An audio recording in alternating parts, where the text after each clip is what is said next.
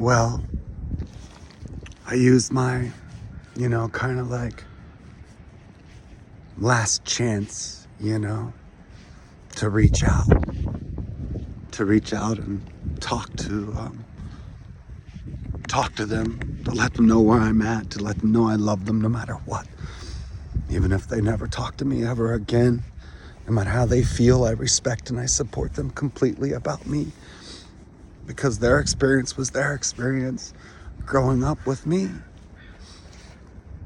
as a person that was in trauma, was continually being traumatized and passing it on completely unknowingly.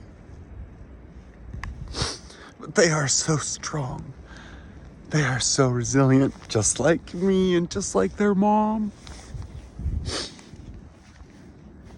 I'm so proud of myself for taking a chance, because I figured that the next time I texted, or the next time I sent a video, a YouTube, the next time I shared anything with them, the next call, the next email, the next anything, the next attempt I made in any way, shape, or form, then I would be not just told that, they needed space, but I would be ghosted. I would be blocked. I would be, without warning, completely, irrevocably erased from their lives.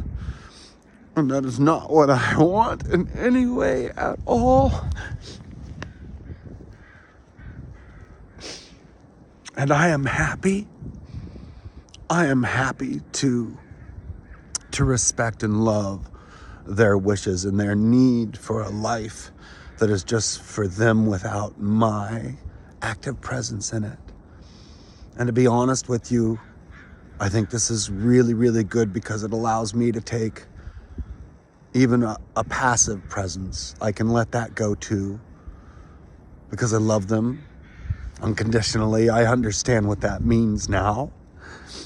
And I know they do too. And all I want for them is a chance to heal, just like I wanted to, just like I need to, just like I'm doing. And I can't have a whole bunch of people in my life, so you know what? I'm one of the people they can't have in their life right now, and that's just how it is, and maybe that'll be until I pass away. But I'm hopeful that they'll get a chance to see that I'm a whole different being, and that we grew up together in so many ways. But either way, I will always love them and always support them, with or without me. They texted me today. In response. They texted me today in response to my last alley-oop, my big, the big, what do they call that, right, in the movie? You have to have even in romantic comedies, right? You have to have the, excuse me, I gotta blow my nose. Here you go, Hannah. Watch Hannah.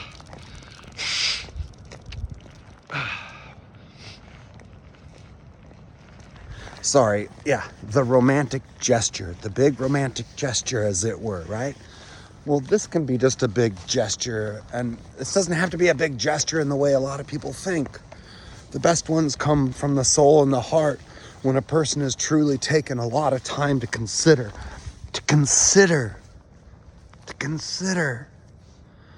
everything that the person that they love so much is telling them.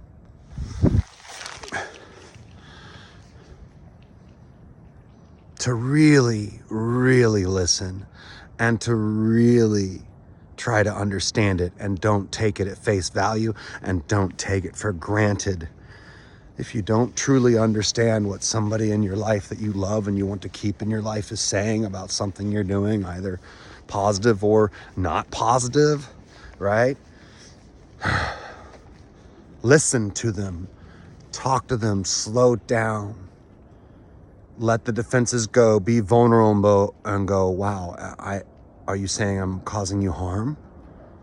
That's not me. That's not what I want to do. How is this occurring? I'm so sorry. What do you think we can do What can we do to start like working on that immediately? Or do you need space from me? Like, and I know it's so hard because we get so caught up in all the things and for relationships and our hormones and all these belief systems and everything that have us go absolutely bonkers crazy when somebody says, I can't be around you. I can't be me in my own life with you in my life at the same time. It's not a matter of whether or not I love you or care for you or not. It's not a matter of whether or not I hate you or not. It's not a matter of, like, it's not like, let's just go beyond all of that. Let's go beyond all the little tiny minutia that you think it might be. And let's just get to the super basic. I'm not comfortable with me. I can't be me around you. And it affects me in such a horrible, nasty, like, way that I don't blame you for it necessarily. I don't hold you like responsible or accountable necessarily. And I still need the space. So I liken it to, like, you know, as humans overall, we like to be fairly comfortable temperature-wise, right? Come on. Oh, I gotta watch it. I almost tripped. Oh, I gotta pay more attention. I don't want to go to the hospital and I don't want to destroy one of my knees. Okay, watch my step. Anyway, we all want to be warm or cooled off or whatever, but let's say it's middle of winter and a person has a fire, so we huddle around that fire. And, you know, if you get too close to it, it becomes unbearable and it burns you and it hurts, right? If too many people crowd around the fire, some people get like kind of pushed towards or into it. Some people get pushed to the back of it. Some people are freezing. Some people are burning and screaming. And some people are perfectly content right in the center. Come on. Get your ball. Come on. So the point is this. Sometimes we're just too hot. We're just too hot for a person to be that close to us. And they need distance. Just like we all need a certain amount of distance from the sun in order to survive. We all need an appropriate amount of distance and space between each other and time and all that. And, you know, we need to rotate, we need to move, we need to stay alive, we need to stay evolving, we need to keep growing. But the distance, the space between us actually allows us to live, gives us an opportunity to even thrive. So I am proud. I am a proud father. I'm a proud dad. I'm a proud non-binary. I'm a proud trans. I'm a proud femme. I'm a proud everything. I'm a proud none of it. I'm a proud veteran. I'm a proud friend. I'm a proud empath. I'm proud I'm working on my own recovery and becoming my own friend, because I was never really taught how to do that or how to really love. And the thing is, I love them so much and her mom so much, but because of PTSD, ASD, and all the other things I have and had, and all the trauma I had been through, my love was also like a codependent love. And I relied on them for my survival. I relied on them for so much.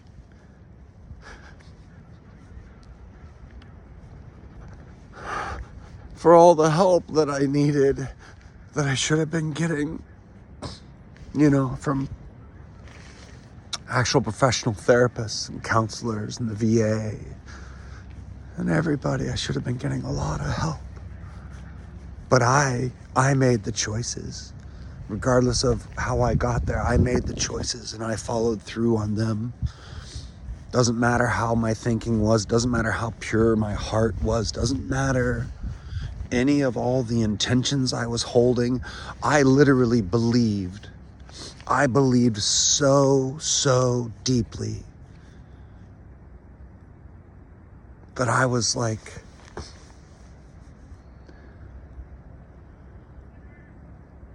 not infallible, but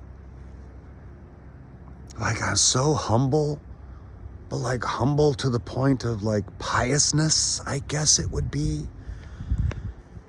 Getting caught in the same exact narcissistic wheel of zero self-esteem and then looking to everyone else and everything else to give me what I needed because I didn't have it inside because I was so broken.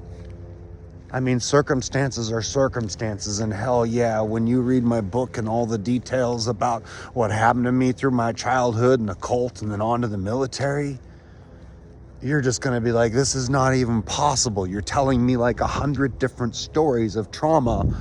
How can a person live in all these different sections of life? And I'm just one of those people, you see?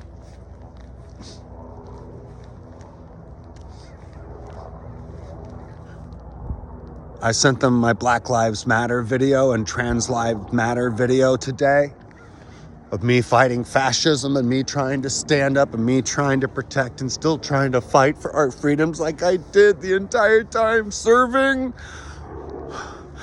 with my kid waiting at home, worried about me dying in Saudi, worried about me at war, always gone. But in here, I always thought I was always there, but I wasn't. I don't understand it. I don't understand how that works yet. Like, I mean, it's part of PTSD, you see, it's part of CPTSD, it's part of trauma, it's part of military sexual trauma, it's part of all of it. The pain in my body, the losing of my knee, like all of the things that happened to me physically, all the concussions, all the TBIs, all the damage to my hands, the damage to my teeth, my sinuses, my knees, my feet, and my back. In the 5 years I was in the Coast Guard, as a kid, it destroyed me, including I got herpes from my first fiance. I was raped by men and women, and I was straight the whole time, and the men were straight that did this to me. Like, they were actually, I mean, I don't know, it seemed like they really were, but I guess they weren't because they did stuff to me, so therefore I guess they're not really straight, are they?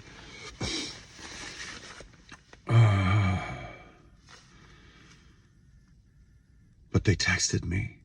I sent them my BLM, my Trans Lives Matter, my fight fascism. I just sent them a quick video about me and warning what's going on in the corporate hostile takeover right now, and the position that we're all in, and to, you know, be safe, and you know, water, canned food. Like, it's my message to everyone. It's my message to everyone.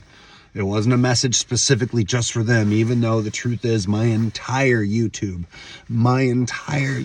channel is dedicated to and for them.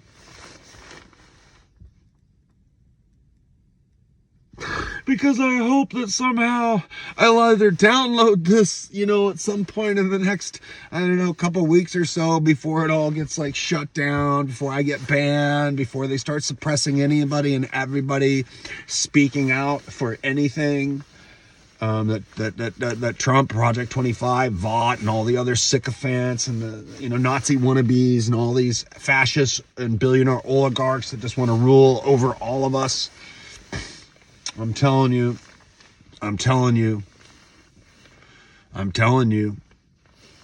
Trump, Xi, China, whatever, and Putin.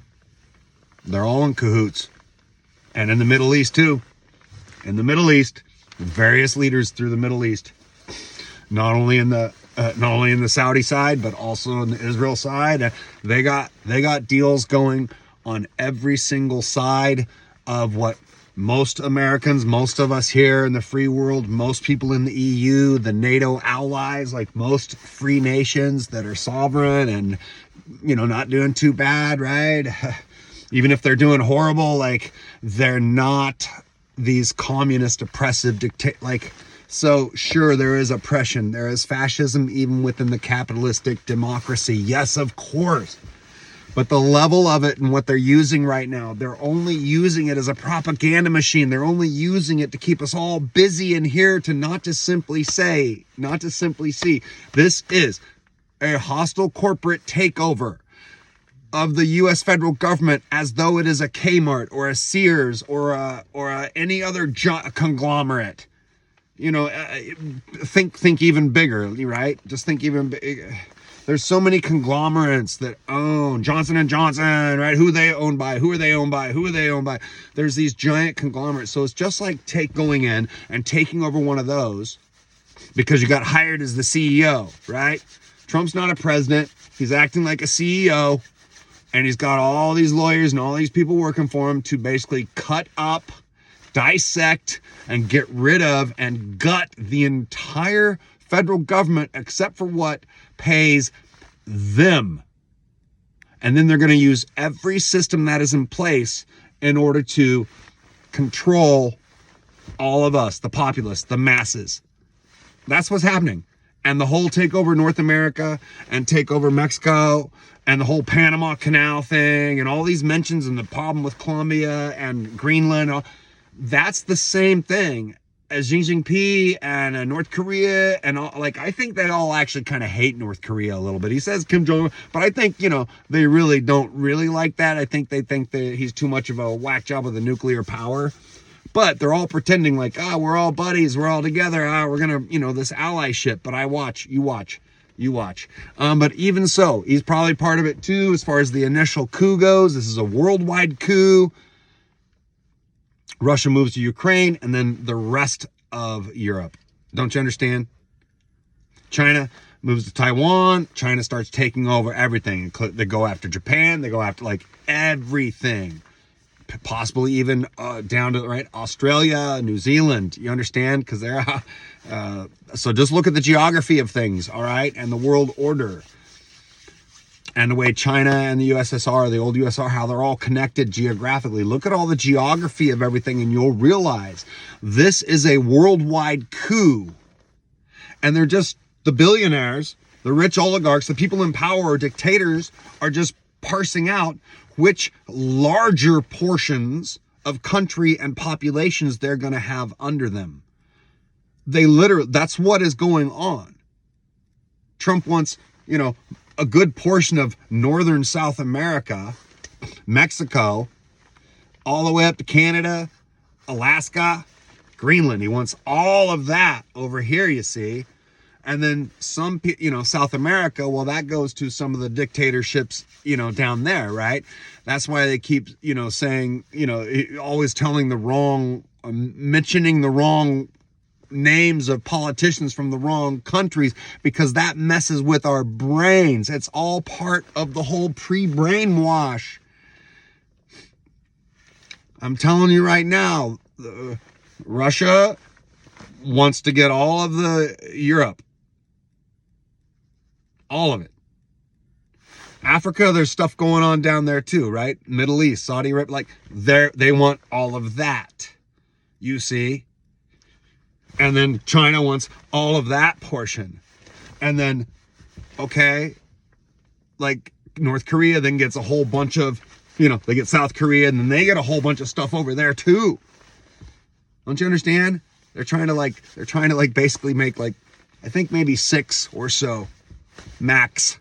And really what they want is they only really want 3, and then they want 1 or 2 people that are above. And that's pretty much going to be like whoever the richest is. And then they're going to fight amongst each other for that position. So right now that's Elon leading the New World Order, who, by the way, has been busy, super busy, messing with every single democratic voting type system around the planet right now, all towards right wing, all towards completely. And they're spending $20 million right now on the American public, advertising everything and anything you could think of, content, AI generation, an entire massive propaganda campaign just to get us prepared, prepped, pre-prepped for the brainwashing, for the cult maneuvers, for the dark psychology. That's what's happening. We have to fight to save our federal government. Our federal government right now is the last line of defense from any and all of this happening. Our U.S. federal government is the last line of defense right now. If we do not all stand against Trump and Elon and Vought and Project 2025 and MAGA and the Republicans and all the corporations that are making this happen, if we don't stop them, if we don't boycott all of them, impeach them, imprison them, deport them, shut them down, if we don't do that, every one of us in America is going to be a slave. A corporate slave. Mark my words. Barcodes are coming. You think Auschwitz was bad? People don't understand how horrible and concentrated that entire, its time frame and suffering, and it is so insane. It's unimaginable. It's actually happening now. It's been happening. It's just that it's spread out over a greater period of time now. So we don't take it as a whole number.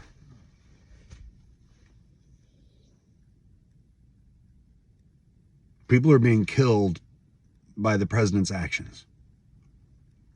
People are being killed because of Elon's actions. People are dying. People are dying all over the place right now. Starving, being made homeless, being torn from families, being sent to countries they didn't come from, being imprisoned to become slaves, being treated like stupid cattle, which is not okay also. Right? We have CAFOs. Well, pretty soon we're going to have we're going to have HAFOs. You understand?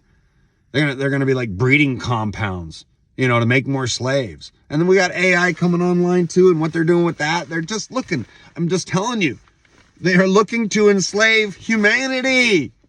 We already are in so many ways. We are the last holdout. If we go down, then it's just UK. What I mean by we go down, we take over Canada, Mexico, etc. If we go to war, if we do anything it's already happened. We are at civil war. This is Civil War 2025. It is America versus the corporation of Trump. It is America versus the corporation of Elon, the corporation of Bezos, Zuckerberg, Google, Vought, Kurt. There's all the names behind it. There's a bunch of people behind it pulling everybody's things. Where did J.D. Vance come from? He's got a billionaire backer too. Every single one of them. This is all puppetry and, oh my gosh. Anyway, back to the good news.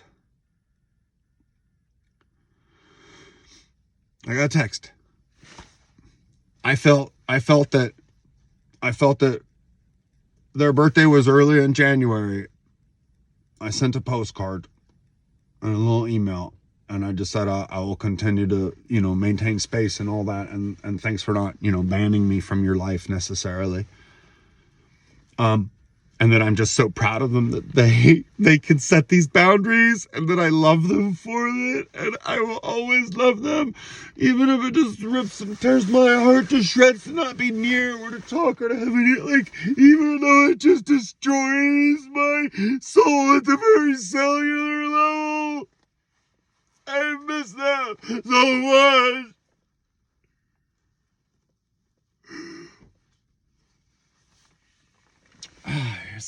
Here's something I have in the car I carry. I have a lot of little things I carry.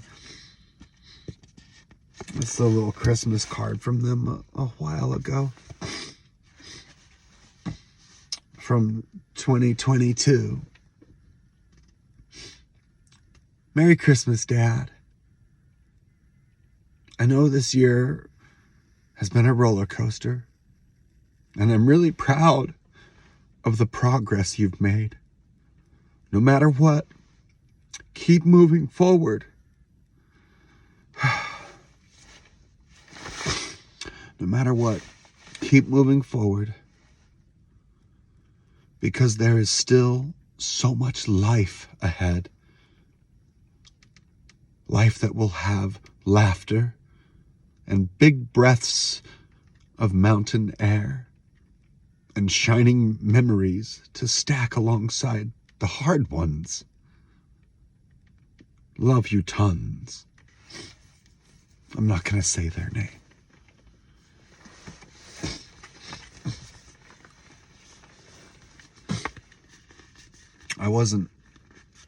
That was a big deal. I'm not going to talk about what it took for us to be together at that time, but it was pretty amazing, and they made a lot of sacrifices to be near and be around me. So I sent them my explicit YouTube video on fight fascism from this morning, and to share that perspective and where I'm coming from, and show them that I'm still fighting, I'm still doing everything I can to make this world the beautiful world that I thought I brought them into. I was in such a dream, so in love with her mom and teaching karate and like literally living the movie Say Anything. I was living it, but like I got the girl. And we had a kid together, like it was magic. But for them, it was like struggle and a lot of pain. And watching me suffer from imaginary things they didn't understand, that I didn't even know was going on. And escaping the cult together, pushing them away from it, slowly understanding what I brought her into.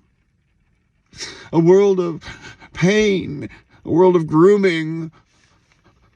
And I made sure that they got out of that. I made sure they got out of that. I made sure they got out of that.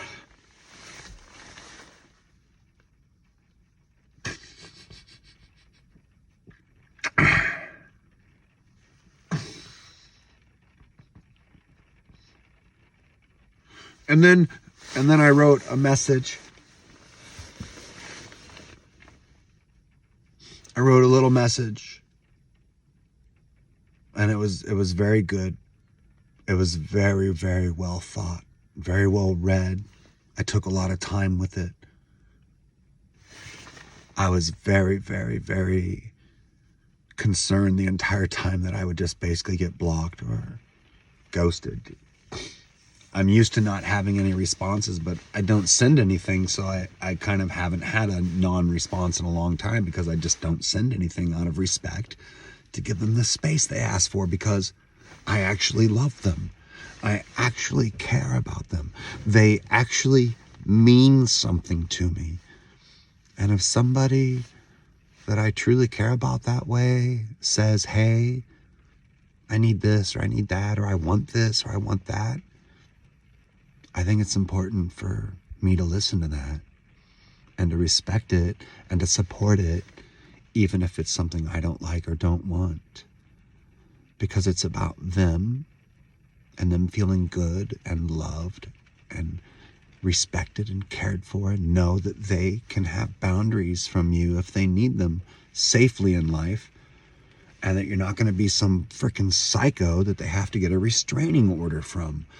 That they don't, because of how much I love them, end up fearing like me just showing up in their life like some freaking stalker psycho that a lot of people do, men and women. It doesn't matter, all 2S LGBTQIA and hetero and aromantic, and everybody gets this way about different things. it's usually people, but sometimes it's animals, sometimes it's possessions, sometimes whatever. Our brains get hyper focused, and then if something is trying to keep us from getting it, we start to go insane. And it takes a lot of emotional intelligence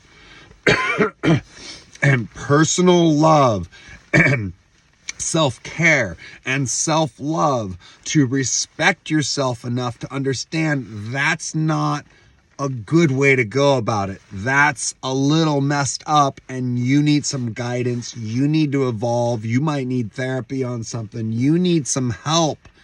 If you are overdriven to do things that other people are going, please stop doing that. So I've been very, very, very cognizant of this because I have ASD, I have OCD, I have unwanted I deal with these things. So my brain is continually all day, every day going, I miss them, I want to talk to them, I miss them, I want to talk to them, I miss them, I want to text them, I want to hang out, I want to have lunch, I want to play games, I want to play Boggle, I want to tell stories, I want to listen to music, I want to go for a drive, I miss them, I miss them, I miss them, where are they, why aren't they here, why do they hate me, why does I miss them, I love them, I love them, I go, and there is no rest from it because it can't be possible as long as the intent and the goal is to make sure that they are relating with me, that they are this or that they are that, and that something's wrong if they're not at all the other stuff that goes on. Instead of understanding and moving to listen to what they're saying as if you're saying it yourself, and then respect it. And if it doesn't include you, that's okay. And if you grant yourself that freedom, then you must be able to grant it to others as well. I want to make sure that they feel like they can just cruise on through with their life, completely loved, completely cared and taken care of in the best possible way that I possibly could, considering my entire package that came with me. I did such an amazing job, and yes, there's times I would say I was a monster of my own kind as well.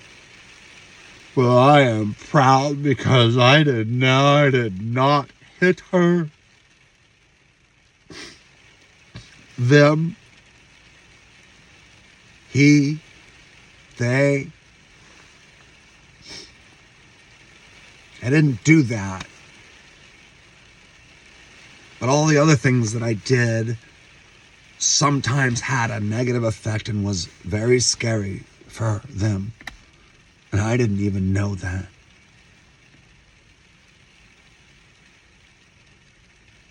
But I understand much better now. And it's like the biggest moral injury I have of all from the military was not following all those orders they gave me. I mean, I've got a lot of moral injury from a lot of those things, but it was that on my service to this beautiful, amazing country that's being attacked from within and torn apart by a corporate, greedy CEO. He's not the president. He's just hostile taking. It's a corporate takeover. It doesn't care. It's just a title. It's just a way for them to be there to do all this stuff. This is a grift. This is a scam. Anyway, sorry. I digress. I support them completely. I did everything I could to the best of my abilities. I made millions of mistakes.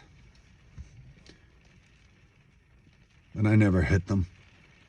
I didn't abuse them.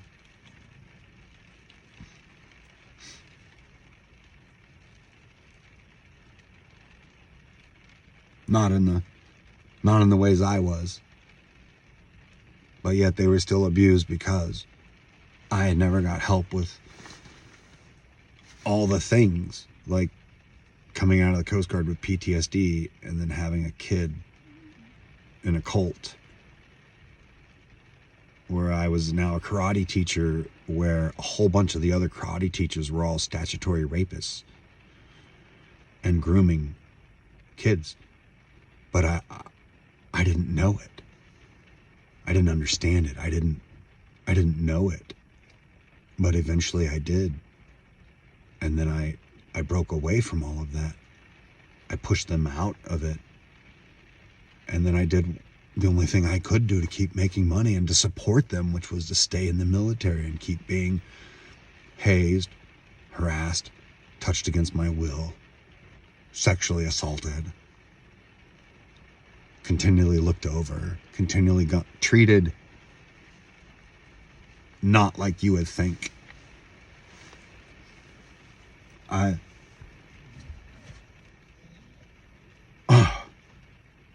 a weirdo. I'm a weirdo. I'm a freak. It didn't matter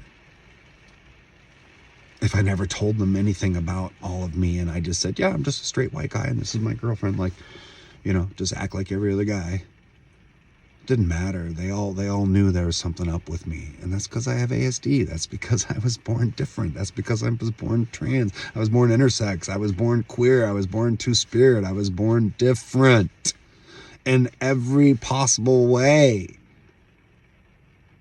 than everyone in my freaking family. And then they did everything they could to make me like them, including pumping me full of illegal drugs when I was a teenager to force me into puberty and to force me to become a quote-unquote man. And you know, I like this man stuff. It's fun. And I love I love the fair sex, as they say. But I love everybody. I love everybody, okay? I also, after very, very carefully putting together and wording a very, very nice, succinct, can read it all on one, you know, one image on the phone text. And I was so freaked out about that too, but I made sure to be super like, you know, no response needed and take care and please be safe. And, you know, if you have an emergency, I'm here. I will come from anywhere to do anything I can to help you in any way possible, form, forever, always, no matter what, if I am able.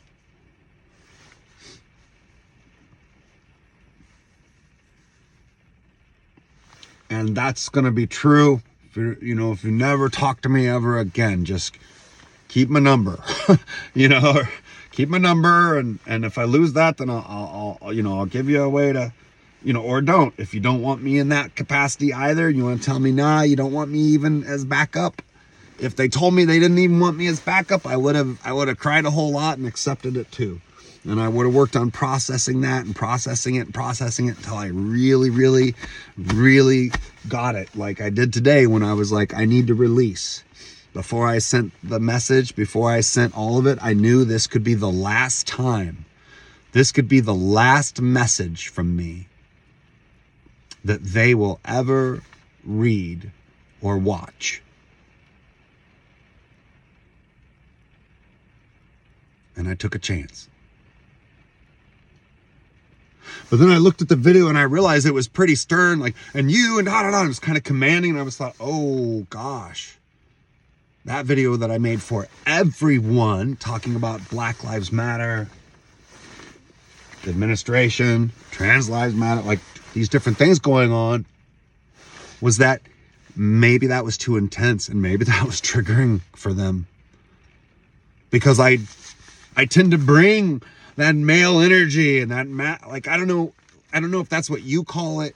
I don't even like calling that, but you can see my tone and my style change depending on what I'm going after and who I'm trying to, I guess, influence or not, And I fall prey to that. I fall to that myself all the time too. Like, I would love to be able to like put on a blonde wig and some makeup and be able to be like, and Trump is a fascist and you should totally fight fascism. And like, that would be super cool. I'd love to also be able to put that on and still be able to go, and Trump is a fascist. And, like, I would also love to be able to be just like this, rugged man. I'd love to have my beard and all that and be able to go, oh, hi, honeys. It's so nice to see you today. And like, allow that mode to be in place when I'm trying to be influential and not just go back to the, Sergeant Johnson, Petty Officer Johnson, Sensei, Master Johnson, all the whoop, bow, salute, crap, shoo. I was ceremonial detail, presidential ceremonial detail. It's like, so like, well, I didn't, I applied for it and then I chose to go out to save lives instead. That's what I chose to do instead. But I was chosen for it. I was given, I was told they wanted me on it. Yeah, out of boot camp. I did ceremonial, I did tons of burials. I did tons of marches. I 21 gun salutes for World War I veterans, Korean War veterans, World War II veterans, Vietnam veterans, Grenada veterans of all, anyway, I used to do that. I used to do ceremonial